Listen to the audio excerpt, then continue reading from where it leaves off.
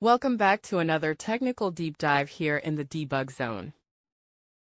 Today, we're tackling a big question and breaking it down with insights from other users. Hopefully, this clears up some misconceptions and helps you get the answer you need. So buckle up, stay a little curious, and let's jump right in.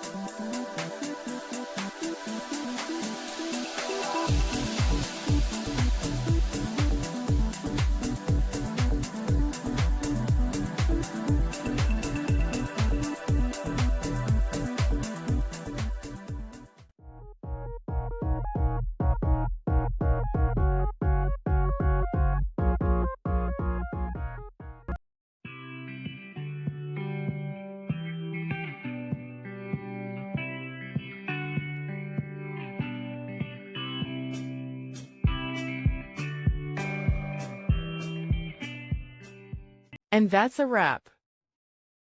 I hope you found the answer you were looking for. If you did, take a second to hit that subscribe button. It really helps out. And let me know in the comments which solution worked best for you. See you next time in the debug zone.